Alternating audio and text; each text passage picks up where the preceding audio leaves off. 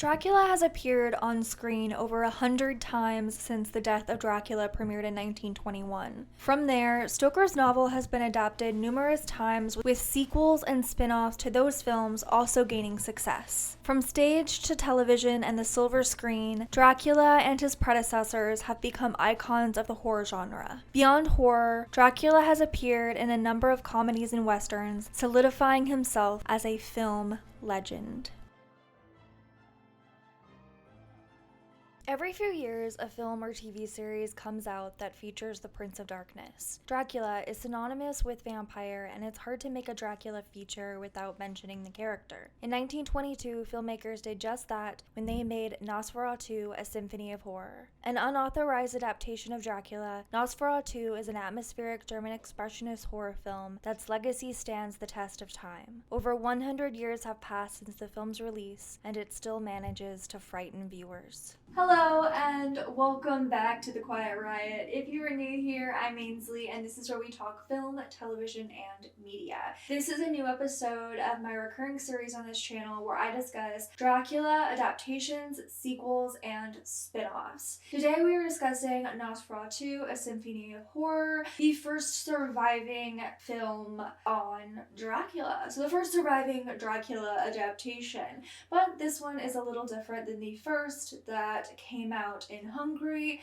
and that is because this one is an unauthorized adaptation, and there's a lot to say about that. I did have some serious trouble getting this together today to be able to film, so I'm in a bit of a rush. I will probably pick this up later, but I ended up I couldn't get my camera to work. Ended up just being that the USB I was working was full, but I never had that specific problem before, and then I was having trouble getting things to record. So basically I deleted stuff and I did in fact turn my computer off and on again. So that goes to show you. Did you try turning it off and on again?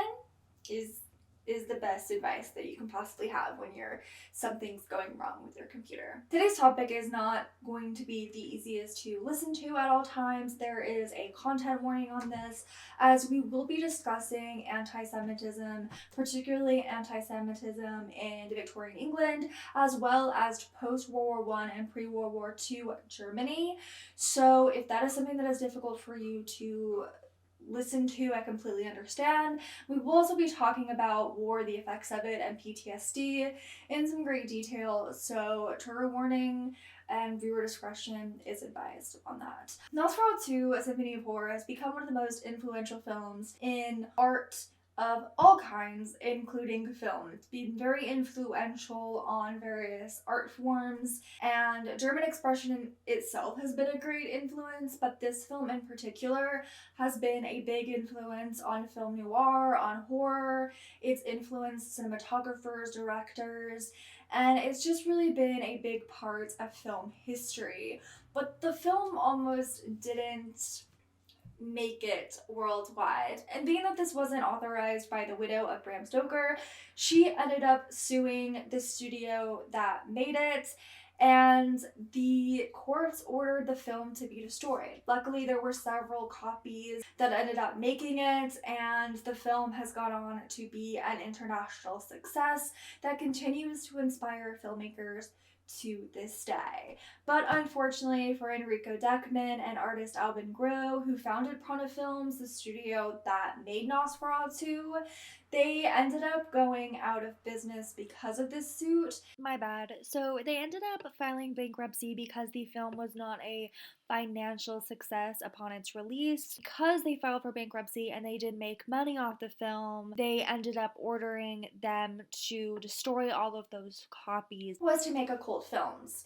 Now, of course, they weren't able to make any more, but the film that they did end up producing went on to be very successful. And today, while the film itself has been restored, that meant that other people had to end up scoring the film as well. So the original score for this film did not make it, unfortunately, but there has been various other scores made for this film, including the one made by Jonathan Chang, who did the one at the Louisville Orchestra that I got to see, and that was a truly amazing experience. So if you ever get to do something like that, I highly recommend it. This film is symbolic for casting Count Orlak as the other, the outsider. The outsider that is coming in, and this is done for better or worse, but this is no different than Bram Stoker's Dracula casting Count Dracula as the other who is coming to Victoria, England.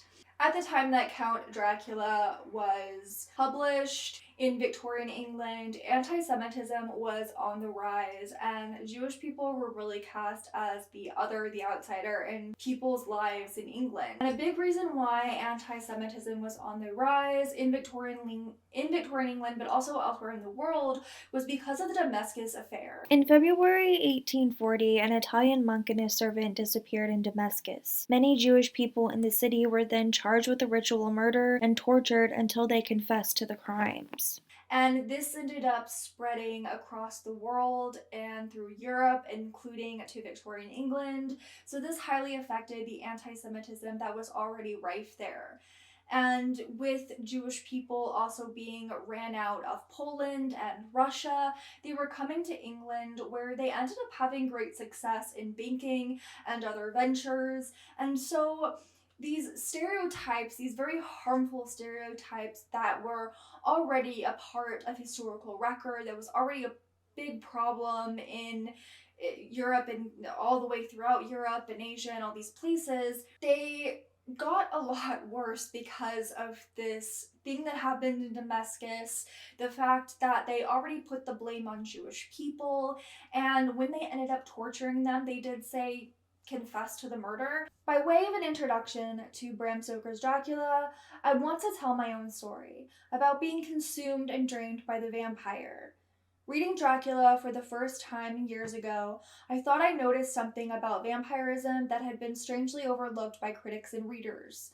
Dracula, I thought, with his peculiar physique, his parasitical desires, his aversion to the cross and to all the trappings of Christianity, his blood-sucking attacks, and his ferocious relation to money, resembled stereotypical anti-Semitic 19th century representations of the Jew.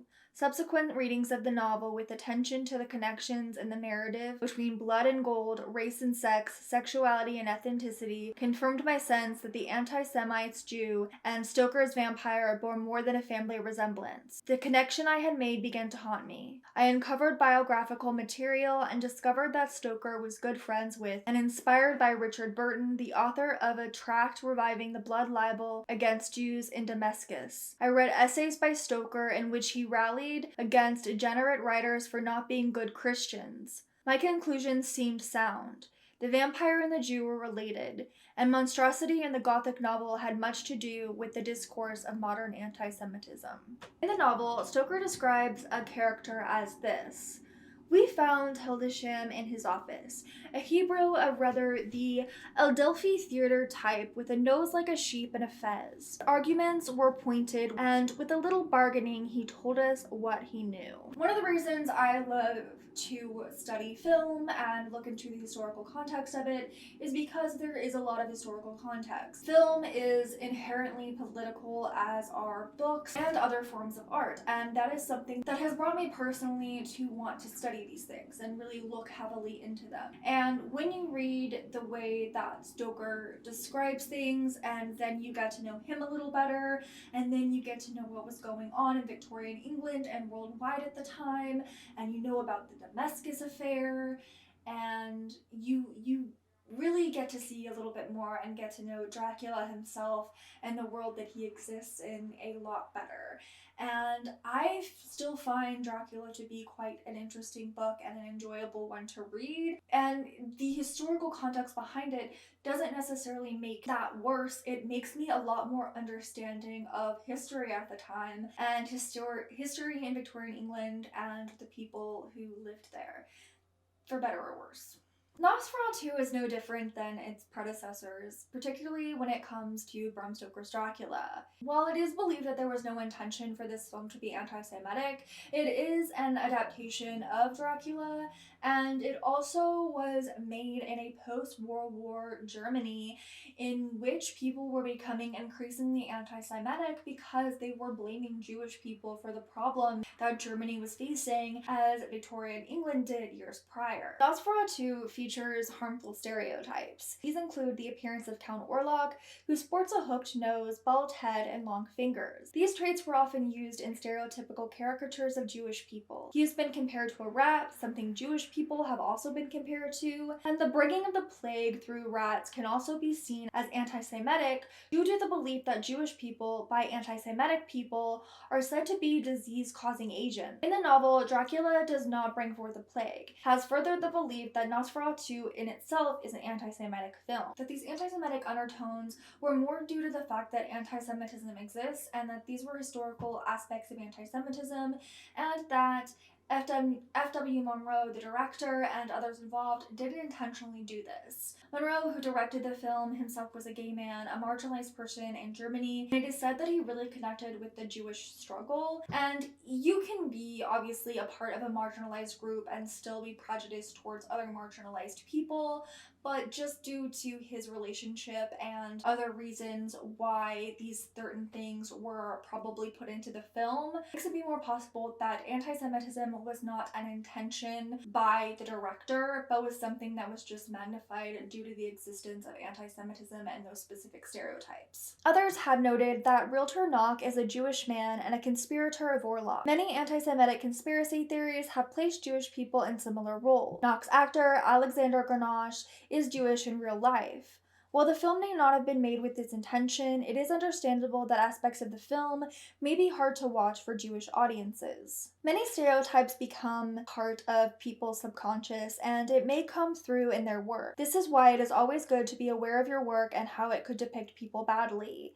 It doesn't help that vampires and Dracula specifically have been seen as a Jewish stereotype. With the film's producer and the intent by Prana Films to produce occult films, the occult became a really big part of the world of Nosferatu. The film linked Count Orlak to the occult, furthering the distance between Nosferatu and its source material. Count Orlak, unlike Dracula, was created by an archdemon Belial. He is a demon associated with pestilence, connecting him to Count Orlak, who acts as a contagion in the small German town. Orlak and Knock communicate through an occult language, Anonion, a language that was an angelic language recorded in the private journals of English occultist John Dee and his colleague, English alchemist Edward Kelly, in the late 16th century Elizabethan England. And the film references occult figures throughout Europe. The character of Professor Bulwer is named for occult novelist Edward Burwell Linton, and in the film, a dark being, Count Orlak, brings forth a plague that can only be diminished by the blood sacrifice of a woman. This is a reference to alchemist Pixarelus, who believed that the dark thoughts of human beings could rise into dark astral beings and bring forth epidemics for which there is no scientific method that will stop or help remedy the situation. Instead, it requires the blood sacrifice of a human.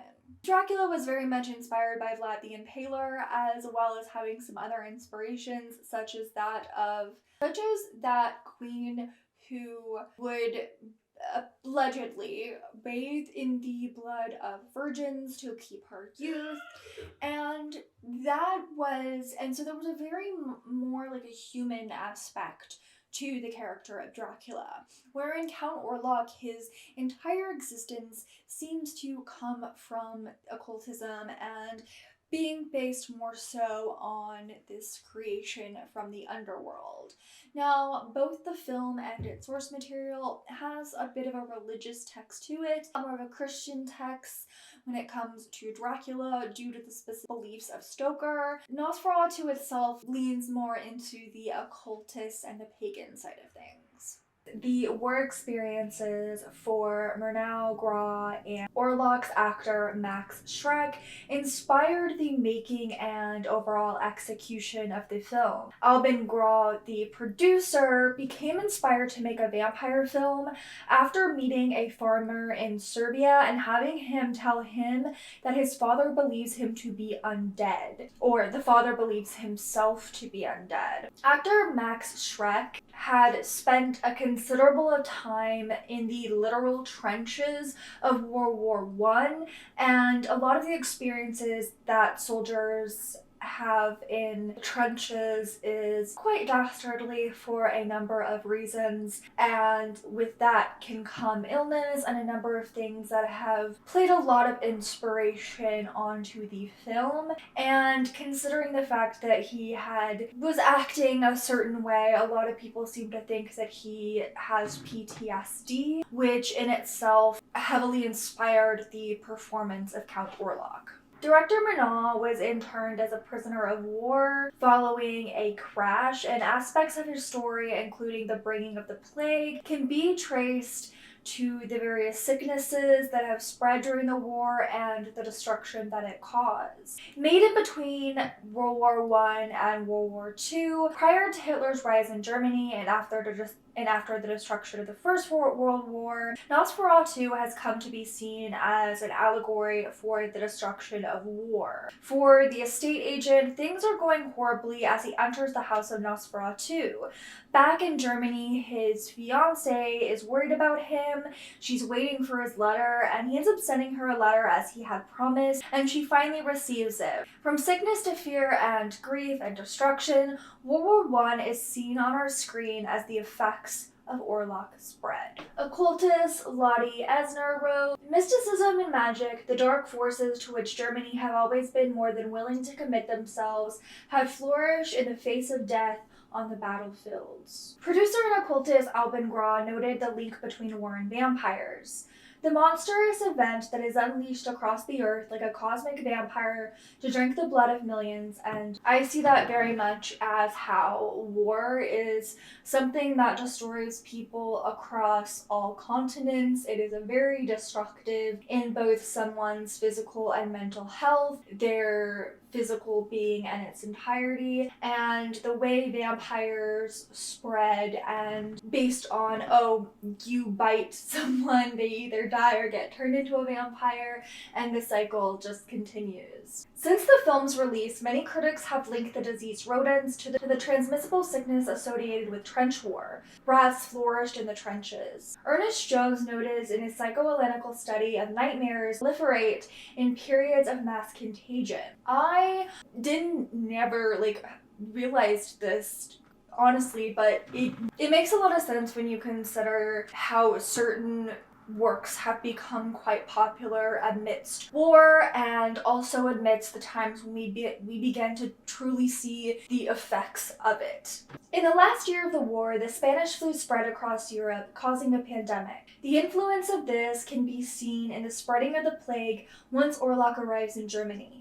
Vampires themselves have often been seen as allegorical for sickness, mainly due to them being undead, thirsting for blood, and not being able to go out in the sun, and other common attributes of vampires. The war and its effects on soldiers and civilians, from mental to physical health, and the emotional toil war on family can be seen in several moments throughout the film. Knock's insanity and being... I didn't read a lot about how the representation of the two romantic leads being apart and him sending a letter and her waiting for it, that's very representative of war and being away at war and waiting at home for someone who is at war. But I definitely see that in the representation of them as a couple and the stress that causes on them, and that's not something I saw a lot of people talk about when I was reading different articles and essays, but I definitely see that myself. Producer Alban Grau had a major influence on the film. As an occultist, his own ideas and beliefs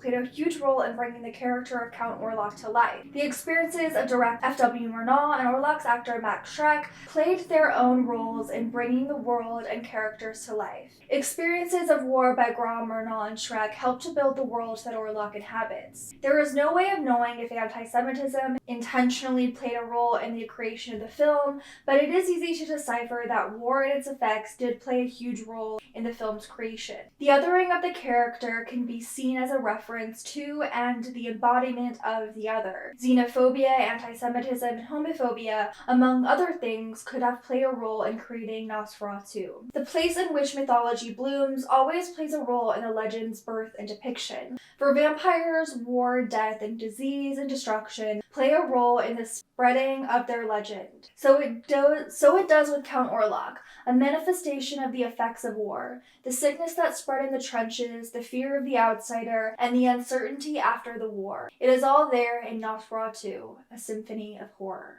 Nosferatu has been a big inspiration on film, in literature, and on television. Count Orlak was the first vampire to be destroyed by the sun, and prior to the film, vampires were shown to be uncomfortable and only weakened by the sun, but nothing more. Today, however, we associate vampires with not being able to go out into the sun unless they have some type of aid. Roger Ebert wrote of the film in his greatest movies list. Here is the story of Dracula before it was buried alive in cliches, jokes, TV skits, cartoons, and more than 30 other films. The film is in awe of its material. It seems to really believe in vampires. Is Murnau's Nosferatu scary in the modern sense? Not for me. I admire it more for its artistry and ideas, its atmosphere and images, than for its ability to manipulate my emotions like a skillful modern horror film. It knows none of the latter tricks of the trade, like sudden threats that pop in from the side of the screen, but Nosferatu remains effective. It doesn't scare us, but it haunts us.